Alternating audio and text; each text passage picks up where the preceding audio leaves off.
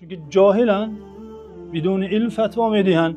فضلوا و اضلوا، خودشان گمراهند دیگرها را نیز گمراه میکنند. قاضی خود تعیین شده، یعنی خودش را قاضی تعیین کرده و مردم را تکفیر کرده ایستاده است. انتشار شدن وبای تکفیر از این که کسانی در دین در این زمان حرف میزنند که از علم شرعی بهره کافی ندارند، دانش کافی ندارند. اما مصیبت عصر ما همین است، عصر فتنه، عصر بی‌بندوباری در همه چیز، در علم نیست. مردم جاهلان را عالم میپندارند و از آنها فتوا میپرسند، پیشوایی در دین میپندارند، استاد میگویند، مجدد میگویند، علامه میگویند. اتخذ الناس رؤوسا جهالا، جاهلان را رأس خود، یعنی پیشوا، امام، معلم، استاد خود قرار میدهند. اعوذ بالله من الشیطان الرجیم. بسم الله الرحمن الرحیم. الحمد لله والصلاة والسلام على سيدنا ونبينا وقرة أعيننا محمد رسول الله وعلى آله وأصحابه ومن والاه. و بعد، السلام علیکم و رحمت الله و برکاته. قبل از آغاز درس از خداوند تمنا میکنیم، مسئلت داریم تا این لحظه هایی که اینجا میگذرانیم لحظه های طاعت و عبادت برای ما نوشته کند. آنچه که شنیده می شود سبب زیادت ایمان، سبب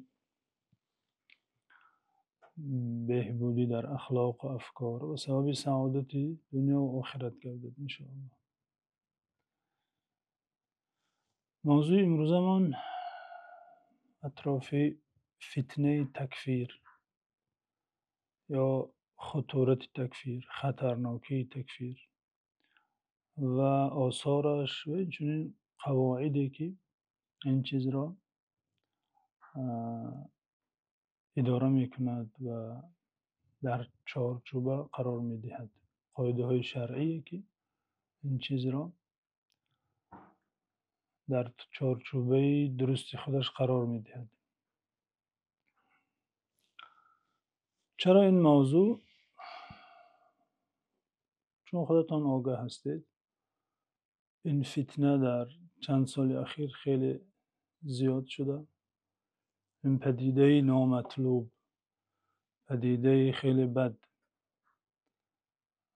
و پدیده میتوان گفت غیر شرعی، پدیده غیر شرعی از نام شریعت اما غیر شرعی خیلی ظهور کرده و زیاد پهن شده. بنابراین جا دارد اطراف این موضوع نه تنها یک بار دو بار بلکه به تکرار صحبت ها صورت گیرد و این قضیه برای خاصتا جوانان، خاصتا طالب علمان روشن شود. چون که در اطراف این موضوع چند شبهه هست که از باب همون شبهه ها بیشتر مردم وارد می شوند و عقل جوان ها را به همون شبهه ها گرفتار می کنند. جواب دادن به اون شبهه ها البته ضرورتی این مرحله شده و واجبی هر اهل علم شده تا به آن شبهه ها جواب گویند و عقل اندیشه جوانان و عقیده جوانان حفظ و نگهداری شود. مسئله تکفیر دوستان عزیز، باید دانیم که وقتی یک نفر مسلمانی را به این عیب یا به این اتهام میبندد، از این دیده دشنامی بدتری نیست. یعنی هر دشنامی که در ذهن یک نفر خطور میکند، هر نوعی که نباشد، از اوباشترین شخصی هم صادر شود، کمتر از این کلمه است. بدترین، زشترین، قبیحترین کلمه‌ای که نسبت یک کس گفته می شود کلمه تکفیر است. اینکه او کافر است یا زندیق است یا مشرک است. از این دیده وصف بدتری برای مسلمان نیست شرعاً. چرا؟ چون که در حساسترین نقطه مسلمان، در عزیزترین چیز مسلمان که ایمان اوست، طعنه زده ایستاده است و از مهمترین چیزی که رحمت خداست او را محروم اعلام کرده شده است. و از جایی که سعادت انسان و شقاوت انسان اونجا وابسته است، آخرت یعنی او را در آنجا خاسر و زیانکار محکوم کرده شده است. و از ملت اسلام که عزت مسلمان، افتخار مسلمان، سعادت مسلمان به این است که در داخل این دین است، فرد از افراد ملت ابراهیم است، او را از این ملت بیرون کرده شده است و رابطه او را، دوستی او را با مسلمانان قطع کرده شده است، او را بیگانه اعلام کرده شده است از مسلمانان، از عائله اسلام. بنابراین این کلمه دائم از کسی صادر می شود با قید البته بی‌پروایانه از کسی صادر می شود که در قلبش ترس خدا خلل دارد، یعنی از خدا نمی ترسد. حالا ما پیامدهای این کلمه را، گناه این کلمه را با آیات و احادیث این اثرهای سلف صالح بیان میکنیم. اما حالا باید دانیم که هر کسی به این کار اقدام میکند و بی‌پروا این کلمه را زیاد به زبان میآورد که در دلش ترس خدا ندارد. چرا؟ چون که قرآن گفته، احادیث گفته، سلف صالح گفته از این کلمه ترسید، از خدا ترسید و این کلمه را بی‌پروایانه استفاده نبرید، او برعکس استفاده میبرد. و یک نکته مهم دیگر که وقتا یک نفر به ادعای توحید این کلمه را زیاد استفاده میکند، مسلمانان را به این وصف زشت و قبیح توصیف میکند، محکوم میکند، باید دانیم که او احترام کلمه توحید را به جا نآورده. درست دعوای توحید دارد اما خودش بیخبر احترام کلمه شهادتین را، کلمه توحید را به جا نآورده شده است. چرا؟ چون که این کلمه چنان بزرگ است که وقتا مسلمانی که این کلمه را صدقاً گوید، به دل باور داشته باشد، یقین داشته باشد، به زبان آن را تلفظ کند، در دایره مسلمان ها می درآید به شرافت این کلمه. این کلمه قدر بزرگ است و نابسته عملش چیست، در نهایت اهل جنت است. یعنی این عقیده است، این از قاعده های اساسی عقیده اهل سنت و جماعت است. هر گناهی داشته باشد با خداوند حساب و کتاب دارد، اما در آخر اهل جنت می شود و شرافت همین کلمه. پس وقتا نفر مسلمانی را به هر اندک کاری، به هر خللی در فهم او، به پیروی او از کدام یک مذهب اسلامی اتهام میکند، به این کلمه تکفیر یعنی محکوم میکند، پس او احترامی همین کلمه را به جا آورده. این کلمه خیلی شریف است، این کلمه خیلی عزیز است. هر کسی این کلمه را به زبان میآورد و در دلش تصدیق و یقین نسبت به محتوای این کلمه دارد، با آسانی از اسلام نمیبراید. یعنی پس وقتی یک نفر به آسانی او را میبرارد، احترام این کلمه را به جا آورده. بنابراین باید خیلی احتیاط کرد در این مسئله. تکفیر مسلمان، نکته دیگر، نکته‌ای که باید دانیم، تکفیر مسلمان حکم شرعی است. حکم شرعی یعنی چی؟ یعنی مثلا وقتا جانوری ذبح نشود خودش بمیرد حرام است. وقتا او را بسم الله گفته ذبح کرده شود گوشتی حلال می شود. این را کی گفته؟ خداوند گفته.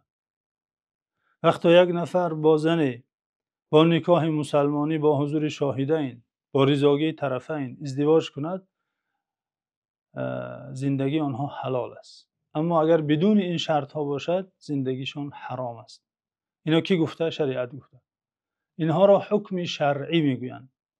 تکفیر مسلمان نیست، حکم شرعی است. یعنی چیزی نیست که به هوا و هوس و به عاطفه و به احساس یک کس صادر شود آن حکم درست باشد. حکم شرعی است، غیر از خدا و پیامبر صلی الله علیه و سلم هیچ کسی حق ندارند این حکم را صادر کنند. کسی اگر ادعا میکند از او صادر میشود این کلمه، باید که از قرآن و یا از احادیث تکیهگاه قوی و دلیل برهانی روشنی داشته باشد.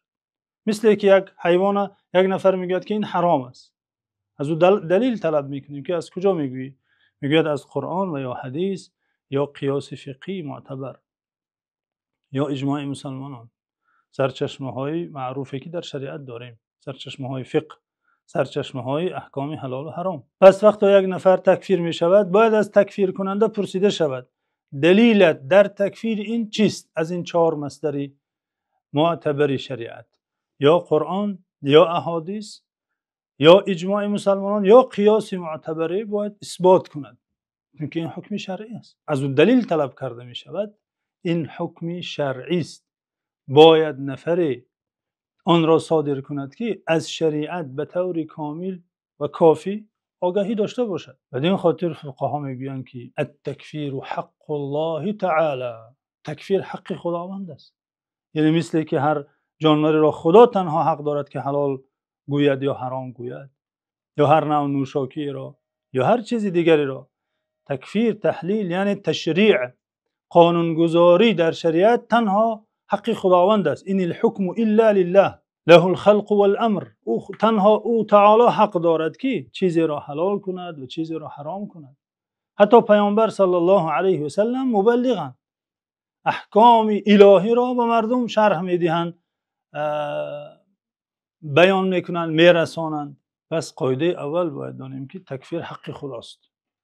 عیناً مثل تحلیل و تحریم است، مثل حرام ساختن چیزی یا حرام گفتن چیزی و حلال گفتن چیزی. ببینیم خداوند عزوجل در این مورد، در موردی اینکه وقتا تحلیل و تحریم حق خداست و هیچ بنده باید دخالت نکند، چه گفته؟ در سوره اعراف خداوند عزوجل فرموده قل انما حرم ربي الفواحش ما ظهر منها وما بطن والإثم والبغي بغير الحق وأن تشركوا بالله ما لم ينزل به سلطانا وأن تقولوا على الله ما لا تعلمون. بگو ای محمد صلی الله علیه و سلم و مردم بگو خداوند امور فحشا را چه ظاهری باشد چه باطنی حرام ساخته، این چنین ظلم را و اثم و هر گناهی را و شرک به خدا را حرام ساخته. بعد این گناه ها چی؟ بعد فواحش، بعد اثم، بعد بغی، بعد ظلم، بعد شرک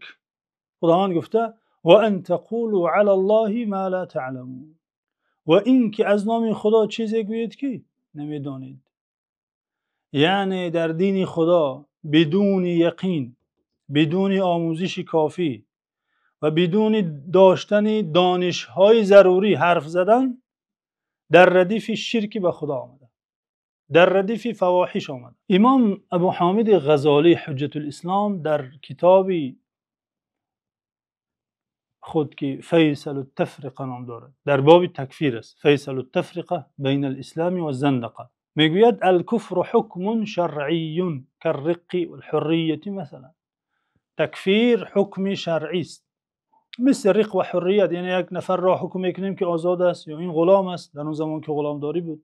و این مثال هایی که آوردیم، یک نفر را میگیم این زنی حلالی این کس است، یک نفر دیگر را میگیم نه این برای این نامحرم است، حرام است. عیناً مثل همین است تکفیر، حکم شرعی است. اذ معناه اباحه الدم والحكم بالخلود من النار او فی النار، زیرا معنایش چیست؟ اباحه الدم، خونش حلال است. یعنی وقتا یک نفر را تکفیر میکند دوستا، باید دانیم که گفته است که کشتن آن نفر حلال است. این چیزی خطرناک است خیلی، چون که پیامبر صلی الله علیه و سلم میگن من بدل دینه فاقتلوه. یعنی وقتا میگه کافر است یعنی مرتد است، ارتداد میگن، اصطلاح شرعی داریم ارتداد، یعنی از اسلام دوباره به کفر برگشتن، و اون شخص را مرتد میگن. کافر اصلی را کافر میگیم، فهمو؟ لیکن مسلمانی که بعد مسلمانی با کافر میشود ولی اعوذ بالله، او را چی میگن؟ المرتد. حکم مرتد چیست در شریعت؟ من بدل دینه فاقتلوه. پیامبر صلی الله علیه و سلم گفتن شخص دینش را تبدیل میدهد او را کشید، و این حکم شرعی است، این حد است، حد شرعی است. یک نفر وقتی تکفیر میکند از او میشه طلب کرد که خب یک حکم شرعی صادر کردی، چرا حکم دویمش رو صادر نمیکنی؟ چرا به دویمش عمل نمیکنی؟ خب درست که به نظر تو به جهل و به تعصب این در نظر تو کافر بوده. خب پیامبر صلی الله علیه و سلم میگه مسلمانی که اگر مرتد شود پس او را کشید، چرا به این حدیث عمل نمیکنی؟ چرا گفتیم خطرناکی تکفیر؟ چون که این خیلی پیامدها دارد. امکان دارد مسلمانی با جهل، با نادانی از نام شریعت به شریعت طعنه ها بیارد، عیب ها بیارد و این کارهای زشت را کند و مردم این را از اسلام پندارند. شاید امام غزالی میگه اذ معناه اباحه الدم، چون که خونش را حلال اعلام کردن است. الحکم بالخلود فی النار، حکم کردن اینکه جاویدان در دوزخ میماند. گپی کم نیست، گپی عادی نیست. و مدرکه شرعی، مدرک تکفیر شرعی است. میگه ماخذ تکفیر شریعت است، نه هوا و هوس، نه تقلید کسی. فلانی کافر گفت پس باید کافرش گوییم. این از بدترین عادت طالب علمانی بنام طالب علمان این عصر است. فلانی تکفیرش کرده پس ما هم باید تکفیرش کنیم. این تقلید در تکفیر نام داره، این جایز نیست. مدرکه شرعی فیدرک اما بالنص و اما بقیاس علی منصوص. دو راه داره فقط، یا به نص باید فهمیده شود که فلانی کافر است، قرآن و سنت، یا به قیاس علی منصوص، قرآن سنت و اجماع، یعنی در دلیل های منصوص می درآید، یا به قیاس بر منصوص. این وظیفه فقها است. یعنی قیاس چی؟ قیاس رو کی باید انجام دهد؟ شرط ها دارد، اجراعات خودش را دارد. از نازکترین باب اصول فقه است باب قیاس و دشوارترین باب اصول فقه است. باید این چیزها را داند، یا به نص یا به قیاس با کسی حکم صادر کند. اگر بدون این چیزها حکم صادر میکند و ان تقولوا علی الله ما لا تعلمون، زهری این وعید میدراید. امام قرطبی در شرح صحیح مسلم میگوید ان باب التکفیر باب خطیر اقدم علیه کثیر من الناس فسقطوا وتوقف فيه الفحول فسلموا ولا نعدل بالسلامة شیئا. باب تکفیر باب خطرناک است. بر این باب میگوید بر این میدان کسان زیاد اقدام کردند، سقطوا، افتیدند، به هلاکت رفتند. از این جرأت ناجای خود به نام توحید و به نام حمایه از شریعت خودشان را هلاک ساختند. و توقف فیه الفحول، فحول یعنی عالمان برجسته، عالمان زبردست. توقف و ترسیدن، توقف کردن، سلامت ماندن.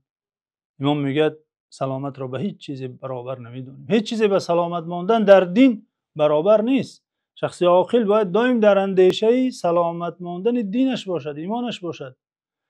خدا در خطر نگذارد مسلمانی را تکفیر کند که تکفیرش به خودش برگردد. ابن نجیم علامه فقیه میگوید والذی تحرر انه لا یفتى بکفر مسلم امکن حمل کلامه على محمل حسن. والذی تحرر یعنی قاعده ای که تحریر شده، تقریر شده، برقرار شده در دین، این است که فتوا داده نمی شود به کفر مسلمان اگر سخنش را به یک تفسیری درسته تفسیر کرده شود. البته لا یفتا گفته شده، دقت کنیم دوستان، لا یفتا فتوا داده نمی شود، یعنی تکفیر را مفتی فتوا می دهد. حکمی است که از علما صادر می شود اول، نه از هر جهاله. با وجودی همین چی میگوید امام؟ فتوا داده نشود و داده نمی شود به تکفیری کسی مادام سخنش به یک معنای، به یک تفسیری اگر کنیم تفسیری نیک دارد. یعنی یک سخن گفتم به چند تفسیر گیریم اگر سخن کفر است، لیکن یک تفسیر دارد که اگر به این شکل معنی داد کنیم سخن کفر نمی شود. همون تفسیر را باید به نظر گیریم و حکم به کفرش نکنیم. او کان فی کفر اختلاف ولو روایت ضعیفه، یا در کفرش اختلاف باشد، یعنی بعضی علما گفته باشند که کافر است، بعضی گفته باشند که کافر نیست، مثل خوارج مثلا. پس باید که شخصی که عقل سالم دارد مادام در اطراف آن فکر یا آن عمل یا آن شخص اختلاف است نباید تکفیر کند. و این مصیبت از کجا سر میزند؟ مصیبتی انتشار شدن وبای تکفیر از این که کسانی در دین در این زمان حرف میزنند که از علم شرعی بهره کافی ندارند، دانش کافی ندارند. شما خود دیروز دیدید، شاهد بودید که در اندکترین چیزی که یک طالب علمی به تعبیر صنف یک باید آن چیزها را داند نمیداند. اون نفری که به تکفیر مشهور است، نفری که نه تنها عامه مردم بلکه علمای ربانی را، چه علمای عصر حاضر چه علمای گذشته را تکفیر میکند. و خود دیدید و شنیدید که اندکترین قاعده های شرعی را زبان عربی شریعت حساب می شود، چون که کلید فهم شریعت است. قاعده که صنفی یک باید داند نمیداند. اما مصیبت عصر ما همین است، عصر فتنه، عصر بی‌بندوباری در همه چیز، در علم نیست. امام بخاری و امام مسلم روایت کردند که از حضرت ابو هریره که پیامبر صلی الله علیه و سلم گفتند ان الله لا يقبض العلم انتزاعا ينتزعه من الناس ولكن يقبض العلم بقبض العلماء حتى إذا لم يترك عالما اتخذ الناس رؤوسا جهالا فسئلوا فأفتوا بغير علم فضلوا وأضلوا. پیامبر صلی الله علیه و سلم از یک پدیده که حالا ما دیده ایستاده ایم خبر دادن 1400 سال قبل. گفتن خداوند علم را از روی زمین هم تو از سینه های علما قبض کرده نمی بردارد، بلکه علم رفتن علم، قبض شدن علم به قبض علماست. وقتی علمای حقیقی، محققای ربانی که فوت میکنن، از دنیا میروند، علم هم همراه آنها میرود، تا این درجه که وقتی عالمی نمیماند یا کم میماند، مردم جاهلان را عالم میپندارند، از آنها فتوا میپرسند، پیشوایی در دین میپندارند، استاد میگویند، مجدد میگویند، علامه میگویند. اتخذ الناس رؤوسا جهالا، جاهلان را رأس خود، یعنی پیشوا، امام، معلم، استاد خود قرار میدهند. فسئلوا، پرسیده میشوند، اونها را پیروانشان سوالهای شرعی میکنند، از حلال و حرام، از عقیده، از فقه، بدون علم فتوا میدهند. فضلوا و اضلوا، خودشان گمراهند، دیگرها را نیز گمراه میکنند. امام ابو داود و امام ترمذی و اینچنین امام طحاوی در مشکل الاثار حدیث دیگر روایت کردند. پیامبر صلی الله علیه و گفتند که القضاة ثلاثه، قاضی ها سه نوعند. یک وقت یک نفر مسلمان را کافر حکم میکند، یعنی قضاوت کرده شده است، بدون اینکه کسی او را قاضی تعیین کند، وظیفه قاضی را اجرا کرده شده است. قاضی خود تعیین شده، یعنی خودش را قاضی تعیین کرده و مردم را تکفیر کرده شده است. پیامبر صلی الله علیه و سلم در این حدیث میگویند القضاة ثلاثه، قاضی ها سه نوعند، قاضیان فی النار و قاض فی الجنة. دو نوعی همین قاضی ها در دوزخند و یک نوعشون در بهشت. اما الذي فی الجنة فرجل عرف الحق فقضى به فهو فی الجنة. قاضی که در بهشت است، بهشتی است، قاضی که حق را شناخته به حق حکم کرده. و رجل عرف الحق فلم يقض به وجار في الحكم فهو في النار و رجل لم يعرف الحق فقضى للناس على جهل فهو في النار. قاضی دیگر که در دوزخ است، دو قاضی دیگر که دوزخی هستند، کدام است؟ قاضی که حق را شناخته ولی بر خلاف حق حکم صادر کرده، و کم نیستند چنین قاضی ها، چنین حاکم ها نیست. حق را میداند اما بر خلاف حق ظالمانه حکم صادر می‌کند، اینم در دوزخ است. و رجل لم يعرف الحق، و مردی که قاضی که حق را نشناخته فقضى للناس على جهل، به جهل حکم صادر کرده. در اینجا جهل عذر نیست، در اینجا جهل بخشداری نیست. اگر جاهل است پس نباید قضاوت کند، رفته درس خواند. وقتا که جاهل است اما وظیفه علما را انجام میدهد، پرسیده می شود. امام بیهقی در مدخل الی السنن کتابی دارند خیلی نفیس در 2 جلد، این جمله های مهم را گفتن که هر دانش آموز باید دقت کنه به هر کلمه این امام. ولا ينبغي للمفتي أن يفتي حتى يجمع أن يكون عالما علم الكتاب وعلمه ناسخه ومنسوخه خاصه وعامه وفرضه وأدبه وعالما بسنن رسول الله صلى الله عليه وسلم وأقاويل أهل العلم قديما وحديثا وعالما بلسان العرب عاقلا يميز بين المشتبه ويعقل القياس فإن عدم واحدة من هذه الخصال لم يحل له أن يقول قياسا. امام بیهقی چی میگن؟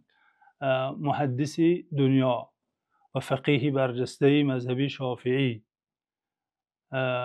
و عالمی در علم عقیده که امام جوینی میگن هر شافعیه هر پیروی مذهبی شافعی بالایش منت دارد، خدمت دارد، او از شافعی قرضدار است بجز بیهقی که بیهقی بالای شافعی خدمت دارد، چون که مذهبی شافعی را خدمتی بزرگ کرده، خدمت حدیثی. المهم این امام جلیل میگویند لا ينبغي للمفتي ان يفتي، شایسته نیست، نمیسزد، یعنی جایز نیست برای مفتی که فتوا دهد حتی این خصلت های زیرین را داشته باشد. چیست امام اون خصلت ها؟ آن شرط های مفتی، شرط های کسی که در دین خدا گپ میزند. دقت کنیم دوستان، این فقط به تکفیر وابسته نیست، به هر کسی تعلق دارد که یک چیزی را گاه شاید حرام گوییم حلال گوییم، کسی از ما چیزی میپرسد به حکم طالب علمی یا حافظ قرآن بودن، باید دقت کنیم که امام چی میگوید. یک قاعده مهم برای ما داده ایستاده است: شایسته نیست، جایز نیست برای مفتی که فتوا دهد حتی که این صفت ها را جمع کرده باشد. ای یکون عالما علم الکتابی، علم کتاب یعنی علم قرآن را داشته باشد. علم قرآن را تفصیل دادن، شرح دادن خودشان: و علمه ناسخه و منسوخه و خاصه و عامه و فرضه و ادبه، یعنی ناسخ منسوخ قرآن را شناسد، خاص و عام قرآن را داند، فرض و ادب قرآن را داند، یعنی آیات احکام را و آیات اخلاق را، یعنی قرآن را فهمیده باشد، همش را، معنای آن را از نگاه اصول با خاص و عام و این ناسخ و منسوخ این بابهای اصولن، یعنی به قرآن از باب اصول فقه در آمده آشنا شده باشد، هم تو ترجمه روسیشه نخوانده باشد. نه، این کافی نیست، حتی این هم کافی نیست، باز اضافه کردن عالما بسنتی او بسنن رسول الله صلی الله علیه و سلم، حدیث های پیامبر صلی الله علیه و سلم را داند. این هم کافی نیست، و اقاویل اهل العلم قدیما و حدیثا، و سخن اهل علم را در گذشته و حاضر داند، خبردار باشد که علما چی گفتن در دین. این هم کافی نیست، یک چیز دیگر اضافه کردن که این در اول است اصلا، اگرچه در ذکر در اینجا آمده اما این در اول است: عالما بلسان العربی، زبان عربی در عالم باشد. نمیگه طالب علم یک دو سه کتابی صرف و نحوی ابتدایی خوانده باشد، نه، عالما بلسان العربی، در زبان عربی عالم باشد، دانشمند باشد. کافی است؟ نه، حاضر علاوه دارد: عاقلا یمیز بین المشتبه، یعنی عقل و ادراکش خوب باشد، هم تو یک آدمی غبی نباشد که فرق نکند. یعنی و یعقل القیاس، عقلش به قیاس کردن گیرد. گفتیم که بابی معین است در اصول فقه. امام در آخر جمله زیبا میگن: فإن عدم واحدة من هذه الخصال، اگر یک تا از این خصلت های نام برده شده نباشد در کس، لم يحل له ان يقول قیاسا، حلال نیست که در دین قیاس گوید، یعنی حکمی را گوید. حلال نیست میگوید، یعنی عکس حلال چیست؟ حرام است. یعنی کسی این چیزها را ندارد و در دین حرف میزند، حلال و حرام میگوید، کارش حرام است اصلا. بله موعظه کند، مردم رو به اخلاق حمیده خواند، نمازاتون در وقتش خوانید، دروغ نگویید، پدر و مادراتون احترام کنید، این را میگن وعظ، این را میگن دایره اخلاق در اسلام. این باید هر مسلمان این وظیفه را داشته باشد. بلغوا عنی ولو آیه، یعنی وظیفه نصیحت و تبلیغ فرض هر فرد مسلمان است. اما اینجا گپ در چی می رود؟ در مسئله افدا، در مسئله فلان چیز حلال است و حرام است یا مکروه است یا مستحب است یا فرض است یا سنت است. این موضوع گپ می رود. شرط های افتا و در دین خدا حکم صادر کردن. البته که تکفیر گفتیم حکمی از احکام شرعی است. بس وقتا یک شخص قاعده هایی که علما وضع کردن در دین سلف صالح را همه را زیر پا میکند، از او چه خیر و برکتی، از علمی و از دعوتی او. امام ابن عبدالبر در جامع میگن از عبدالرحمن ابن ابی لیلا، یکی از کبار تابعین است. عبدالرحمن ابن ابی لیلا، این نام ها را حفظ کنید.